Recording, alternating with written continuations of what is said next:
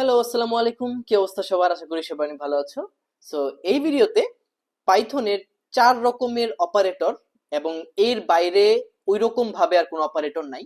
তো সবগুলো অপারেটর কিভাবে কাজ করে, এটার কোড সবকিছু আমরা দেখার ট্রাই করব এবং এই অপারেটর গুলাই হচ্ছে আমাদের বেসিকের মূল, ঠিক আছে? সো আমরা যদি এই জিনিসগুলো বুঝে যাই, তারপর যদি ফাংশন, লুপ, এই কনসেপ্টগুলো ক্লিয়ার হয়ে যায়, তারপর কিন্তু আমাদের পাইথনের খুব বেশি কিছু জিনিস বাদ থাকবে না, ঠিক আছে? আমরা যে কোনো কমপ্লেক্স প্রবলেম সলভ করতে পারবো, বা আমরা যখন এমএল এ যাব, পরবর্তীতে যখন আমাদের ডাটা প্রি প্রসেসিং করতে হবে, তখন আমরা এই লজিকগুলো ইউজ করি আমরা কিন্তু ডাটা প্রি প্রসেসিং এবং পরবর্তীতে মডেল ইমপ্লিমেন্ট খুব ইজিলি করতে পারবো, ঠিক আছে? সো এই জায়গায় আমাদের একটু ফোকাস দিতে হবে। সো মূলত 4 রকমের অপারেটর আছে এখানে আমরা দেখতে পাচ্ছি। সবার ফার্স্টে আসি কম্পারিজন অপারেটর। বুঝাই যাচ্ছে নাম থেকে যে কি করবে, দুইটা এলিমেন্টের মধ্যে কম্পেয়ার করে ট্রু ফলস রিটার্ন করবে, ঠিক আছে? বুলিয়ান রিটার্ন করবে। সো এখানে কি হতে পারে? গ্রেটার দেন একটা, লেস দেন একটা, বাচ্চাকালে আমরা পড়ছি, equal to, less than equal to, greater than equal to, not equal to, এই জিনিসগুলো আমরা আইডিয়া আছে। আচ্ছা, অ্যারিথমেটিক অপারেটরের মধ্যে যাই। এইখানে গেলে এডিশন, সাবট্রাকশন, মাল্টিপ্লিকেশন, ডিভিশন, এগুলো আমরা জানি। ফ্লোর ডিভিশনটা আমরা দেখব, ঠিক আছে? আর মডিউলাস, এখানে কিভাবে আমরা ভাগশেষ বের করতে হয়। আমরা যদি এখানে পার্সেন্টেজ চিহ্ন দিই, ওইটা এক্স্যাক্টলি আসলে পার্সেন্টেজের কাজ করে না, এটা হচ্ছে ভাগশেষের কাজ করে। সো আমরা কোডে গেলে এই জিনিসটা আরো বেটার দেখতে পারবো। ওকে, তারপর বিট ওয়াইজ অপারেটর, এগুলো কিন্তু নর্মাল এন্ড অর নট এক্সঅর এগুলো না, ঠিক আছে? এটা বিট ওয়াইজ। সো এই জিনিসগুলো আমরা দেখার ট্রাই করব। আর লাস্টলি যেটা সবচেয়ে ইম্পর্টেন্ট, লজিক্যাল অপারেটর, ঠিক আছে? এইটা মানে আমাদের একদম রুজি রুটি, ব্রেড এন্ড বাটার যেটাকে বলে। আমাদের দেখা যাবে যে ইফ এলস, এলস ইফ, এই কন্ডিশন দিয়ে শুধু যে প্রোগ্রামিং সমস্যার সমাধান এরকম না, আমরা আমাদের লাইফের প্রবলেম গুলাও জাস্ট এইভাবে আমরা সলভ করতে পারবো। বিল গেটস এর একটা খুব ফেমাস একটা কথা আছে এরকম, ঠিক আছে, যে প্রোগ্রামিং শিখছে, ঠিক আছে, সো সে চিন্তা করা শিখতে পারছে। সো তুমি যখন এই লজিক্যাল জিনিসগুলো দিয়ে চিন্তা করবা, লাইফের যে কোনো প্রবলেমই আমরা কিন্তু প্রোগ্রামিং এর প্যাটার্নের মধ্যে ফেলাতে পারবো এবং ওইটা দিয়ে কিন্তু আমরা আমাদের লাইফের প্রবলেমটাকে সলভ করতে পারবো। তুমি চিন্তা করে দেখবে আমাদের লাইফে সবকিছু কিন্তু আমরা ইফ এলস, এলস ইফ, এরকম যদি আমরা মানে একটা খাতায় কাগজ কলম নিয়ে আমরা যদি এভাবে বসি, দেখা যাবে আমরা কিন্তু যে কোনো প্রবলেম হোক, ওই প্রবলেমটাকে আমরা কয়েকটা কেস অ্যানালাইসিস করব, তারপর ওইগুলোর প্রত্যেকটা সলিউশন যখন আমরা বের করব, তখন কিন্তু আমাদের প্রবলেমটা অটোমেটিক সলভ হয়ে যাবে।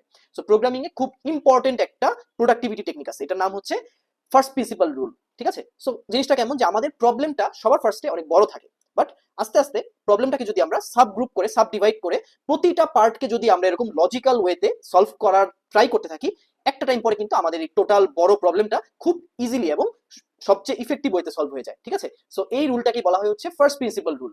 আমরা আমাদের লাইফের প্রবলেমের ক্ষেত্রেও সেম ওয়েতে আমরা সলভ করবো, যেভাবে আমরা প্রোগ্রামিং এ সলভ করার ট্রাই করি, ঠিক আছে? চলো এখন আমরা কোডে যাই। আচ্ছা, সবার ফার্স্টে আমি শুরু করতে চাচ্ছি অ্যারিথমেটিক অপারেশন দিয়ে, ঠিক আছে? So plus, minus, multiple, division, এই জিনিসগুলো তো আমরা জানি। যেমন এক্স ইকুয়াল টু, যদি আমি একটা ভেরিয়েবল নিয়ে ওই ভেরিয়েবলের ভ্যালু দিলাম 10, আর ওয়াই ইকুয়াল টু দিলাম 2, ঠিক আছে? সো আমি আরেকটা ভেরিয়েবল ডিক্লেয়ার করলাম জেড, জেড সমান সমান দিলাম এক্স প্লাস ওয়াই, ঠিক আছে? এ সমান সমান দিলাম এক্স মাইনাস ওয়াই, তারপর বি সমান সমান দিলাম এক্স মাল্টিপ্লাই ওয়াই, সি সমান সমান দিলাম এক্স ডিভাইড ওয়াই।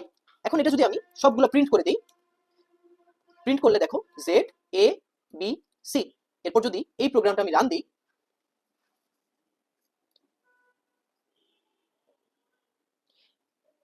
এই প্রোগ্রামটা রান দেওয়ার পরে আমার আউটপুট আসছে দেখো, 10 আর 2 যোগ করলে 12, 10 থেকে 2 বিয়োগ দিলে 8, 10 আর 2 গুণ করলে 20, এবং 10 ডিভাইডেড বাই 2 যদি আমি করি, এটা একটা ফ্লোটিং ভ্যালু রিটার্ন করছে, ভ্যালুটা হয়ে গেল 5.0, ঠিক আছে? সো এগুলো তো আমরা জানি, বাট পাইথনে আরো স্পেশাল কিছু অপারেশন আছে, যে অপারেশনগুলো হচ্ছে ফ্লোর ডিভিশন আর আরেকটা হচ্ছে মডিউলাস। সো ফ্লোর ডিভিশন কি?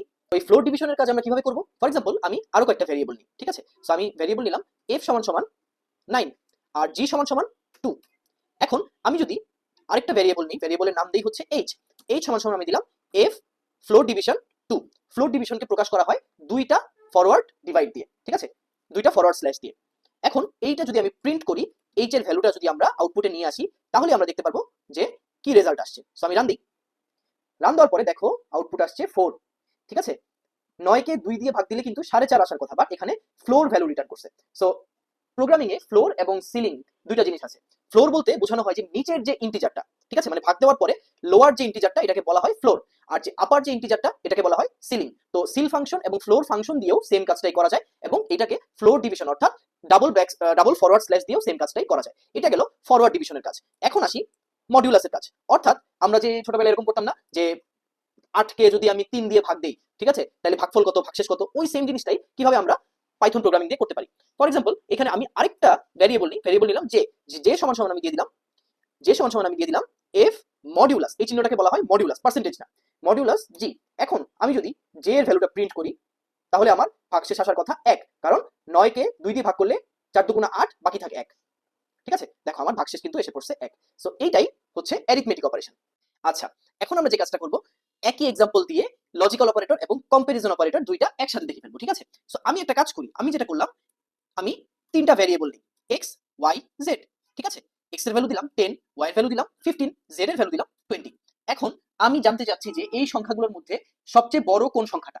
ঠিক আছে, সো এইটা কিভাবে করা যায়, ইফ এলস দিয়ে। ঠিক আছে, তো একদম সিম্পল, আমরা জাস্ট নরমালি চিন্তা করি জিনিসটা কিভাবে করতে হয়। ঠিক আছে, সো যদি ইফ এক্স যদি ওয়াই এর চেয়ে বড় হয় এবং এবং এক্স যদি জেড এর চেয়ে বড় হয়, কোলন, তারপরে আমার কিন্তু একটু ভিতর থেকে শুরু করতে হবে। ঠিক আছে, এই যে লজিকটা, এই লজিকের ভিতরে যে স্টেটমেন্টটা, এই স্টেটমেন্টটা আমার একটু ভিতর থেকে শুরু করতে হবে। আমি যখন এন্টার দিব, দেখো এখানে কিন্তু একটা স্পেস ক্রিয়েট হয়েছে। ঠিক আছে, সো এই স্পেসটা থাকা লাগবে, এটা হচ্ছে পাইথনের একটা বৈশিষ্ট্য, এটাকে বলা হয় ইন্ডেন্টেশন। কি বলা হয়, ইন্ডেন্টেশন। তোমার যদি ইন্ডেন্টেশন ঠিক না থাকে তুমি কিন্তু এরর খেয়ে যাবে। আমি এক্সাম্পলে দেখাচ্ছি। ঠিক আছে, ফর এক্সাম্পল আমি এখানে দিলাম, যদি দেখো আমার কিন্তু অলরেডি এরর এসে পড়ছে, অর্থাৎ এই প্রিন্ট স্টেটমেন্ট, আমি এখানে যে আউটপুটটা দেখাবো এটা কোনো কিছুর আন্ডারে নাই, অর্থাৎ এখানে কিন্তু আমার এরর দেখাই দিচ্ছে। দেখো আমি কার্সর রাখার পরে আমাকে আমার যে কম্পাইলার বলে দিচ্ছে কি এক্সপেক্টেড ইন্ডেন্টেড ব্লক, অর্থাৎ এই জায়গায় আমার ইন্ডেন্টেশন মিসিং। ঠিক আছে, সো আমি এখানে একটা ট্যাব চাপ দিলে কিন্তু আমার অটোমেটিক এটা ইন্ডেন্টেশন এসে পড়লো। ঠিক আছে, সো এরকম যদি হয় আমি কি বলবো, এক্স সব এক্স হচ্ছে সবচেয়ে বড়, এক্স ইজ লার্জেস্ট। ঠিক আছে, এই জিনিসটা একদম সিম্পল, একদম নর্মাল। ওকে, এখন এটার এলস কি হতে পারে, এলস হলো, এলস এর মধ্যে এখন কি কাহিনী হতে পারে, ওয়াইও সবচেয়ে বড় হতে পারে, আবার জেডও সবচেয়ে বড় হতে পারে, তাই না? তো এখন এই কাজটা কিভাবে করা যায়? আচ্ছা, এইটা ছাড়া আর কি কন্ডিশন হতে পারে? ফর এক্সাম্পল একটা কন্ডিশন আমি দিলাম এলসিফ, এলসিফে দিলাম হচ্ছে ওয়াই এর কন্ডিশনগুলো লিখবো। যদি ওয়াই এক্স এর চেয়ে বড় হয় এবং ওয়াই জেড এর চেয়ে বড় হয়, সেই ক্ষেত্রে কে সবচেয়ে বড়? সেই ক্ষেত্রে ওয়াই সবচেয়ে বড়। ঠিক আছে, আর এলস কি হবে, এলস হবে জেড সবচেয়ে বড়। একদম সিম্পল না? এলস এর মধ্যে আমার কোনো কন্ডিশন লেখা লাগবে না, সো এখানে কোলন দেওয়া লাগবে, কোলন না দিলে এরর হবে। So Z is largest. ঠিক আছে, সো আমি যদি এই প্রোগ্রামটা রান দিলে কি বলতেছে দেখো, জেড ইজ লার্জেস্ট। এখন আমি একটু ভ্যালু একটু শাফল করে দিই। ঠিক আছে, ফর এক্সাম্পল আমি ভ্যালু দিয়ে দিলাম, এটা দিয়ে দিই 35, এটা দিয়ে দিলাম -20 এবং জেড এর ভ্যালু দিলাম 20। এখন আমি দেখি তো কোনটা সবচেয়ে বড়, আবার রান দিই, ওয়াই ইজ লার্জেস্ট, কারণ ওয়াই এর ভ্যালু হচ্ছে 35। এই জায়গায় তোমাদের একটা টাস্ক হচ্ছে এই যে এক্স ওয়াই জেড, ঠিক আছে, এই ভ্যালুগুলো কি করতে হবে, ইউজার ইনপুটের থ্রুতে নিতে হবে। ঠিক আছে, ইউজার ইনপুট নিয়ে তারপরে চেক করতে হবে কোনটা সবচেয়ে বড়। ঠিক আছে, সো একদম সিম্পল, ইউজার ইনপুট নিতে হবে, নিয়ে এক্স ওয়াই জেড এর ভ্যালুগুলা ইউজার ইনপুট থেকে নিয়ে ওইখান থেকে অ্যানালাইসিস করতে হবে যে কোনটা সবচেয়ে বড়। সো এই জিনিসটা একটু চেষ্টা করবা, এটা হচ্ছে তোমাদের একটা টাস্ক। তো এর মাধ্যমে আমরা কি বুঝতে পারলাম, এই যে গ্রেটার দেন, তারপরে হচ্ছে এন্ড, অর, এবং এই এন্ড বা এখানে যদি অর দিই, এগুলো কিন্তু লজিক্যাল এন্ড অর, এটা কিন্তু বিট ওয়াইজ না। ঠিক আছে, আর দেখো আমি কিন্তু এক্সাম্পলে অপারেটরের এক্সাম্পলে একটা বিট ওয়াইজ অপারেটর বলছি, বিট ওয়াইজ গুলো এখানে আসবে না। বিট ওয়াইজ হচ্ছে আমরা যখন বাইনারি, ডেসিমাল বা যখন আমরা বিট নিয়ে কাজ করব, 0 আর 1 নিয়ে, তখন হচ্ছে আমার ওই অপারেটর গুলো লাগবে। বাট এটা কিন্তু লজিক্যাল, লজিক্যাল এন্ড অর, এক্সঅর। ঠিক আছে, এটা লজিক্যাল কেসে, কারণ এখানে দেখো আমরা কিন্তু নাম্বার নিয়ে ডিল করতেছি, ডেসিমাল নাম্বার নিয়ে, আমরা কিন্তু বাইনারি ডিজিট নিয়ে 0 1 নিয়ে ডিল করতেছি না।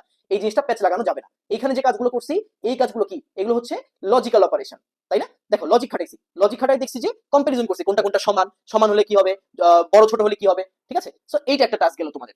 এরপরে আরেকটা টাস্ক আমি দিব, সেটা হচ্ছে যে, আচ্ছা এখন আসি টাস্ক 2 এর ক্ষেত্রে।